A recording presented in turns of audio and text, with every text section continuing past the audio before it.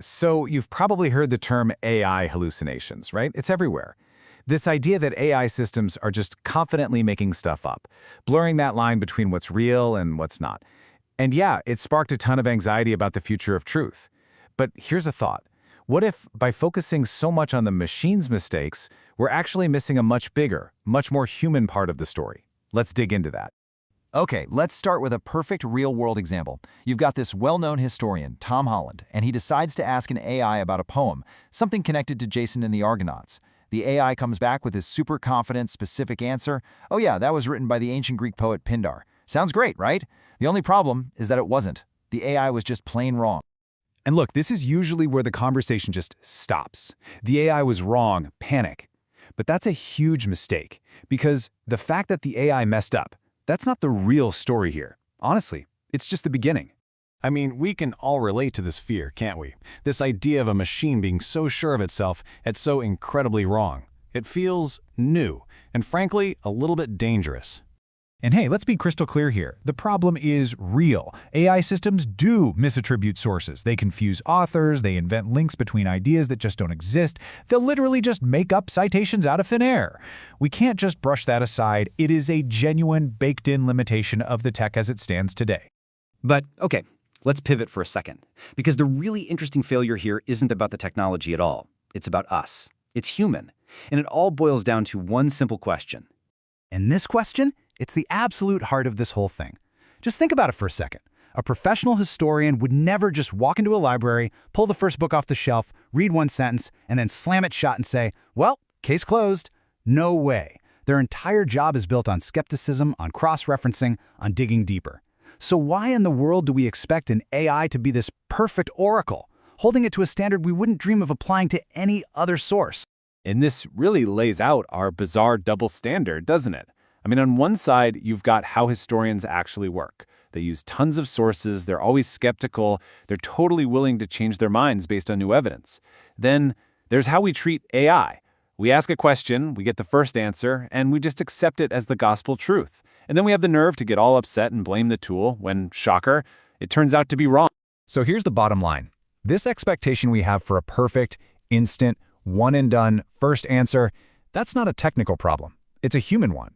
It's just a flawed way of trying to find knowledge. The failure isn't just in the AI's programming, it's in our own methodology. Now, to really get this, we've got to zoom out a bit. Because this whole idea of perfectly clean, 100% error-free information, it's a fantasy. It has never been the reality, especially when you're talking about something like history. I mean, just think about the sources we use to understand the ancient world. A lot of this stuff was written down decades, sometimes even centuries after the events actually happened.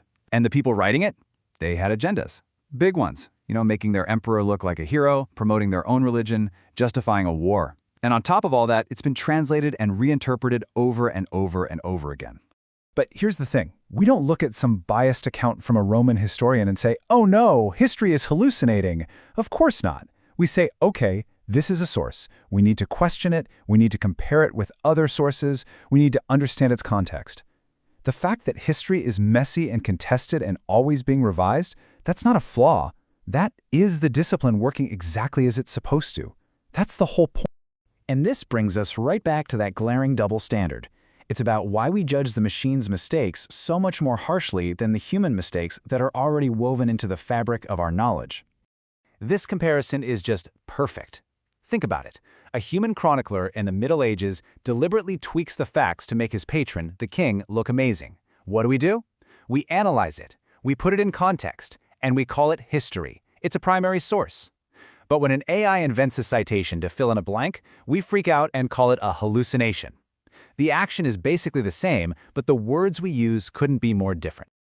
So what gives? Why the completely different reaction? Well, it's not really about which one is more accurate. It's about distance. It's about familiarity.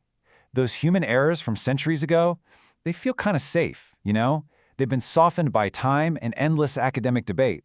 But an AI's mistake? That's right now. It's immediate, it's unsettling, and it comes with this weird robotic confidence that just creeps us out.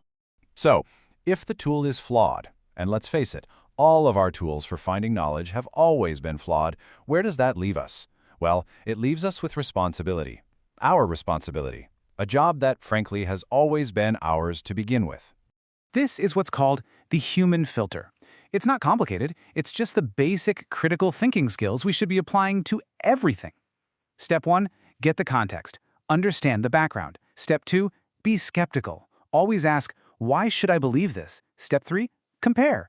Check it against other sources. And step 4, use your own brain. Apply whatever domain knowledge you have. If you know about the topic, use that expertise. This isn't new. This has always been how we sort fact from fiction. And you know what? When we actually use this filter, our whole relationship with AI changes. It stops being this scary, faulty oracle that we're afraid of. Instead, it becomes what it's meant to be, an unbelievably powerful ally, a tool that can speed up research like nothing else. It's an amazing starting point, but it should never, ever be the final word. This whole conversation, really, it forces us to look at something much bigger, much deeper. This isn't just about the latest cool tech or some new algorithm. It's more fundamental than that. What we're actually talking about here is epistemology. I know, that's a big, fancy word, but the idea behind it is super simple. It's just the study of knowledge. It asks, how do we know what we know? What's the difference between a justified belief and just, an opinion? AI is basically shoving this ancient, fundamental question right back in our faces. So when you boil it all down, the real takeaway is this. This panic isn't a crisis of artificial intelligence. It's a crisis of us. It's a crisis in how we decide what's true. The tech is just a mirror, and it's reflecting some of our own bad habits, maybe even some of our own intellectual laziness, right back at us. And that brings us to the final, really crucial thought that ties this whole thing together. AI hasn't changed the rules of knowledge. It hasn't invented some new way we have to seek truth. All it's done is give us a very loud and, for a lot of us, a very uncomfortable reminder that those rules were there all along. So the real question isn't about the AI. The question is for us. Are we finally going to start paying attention to them?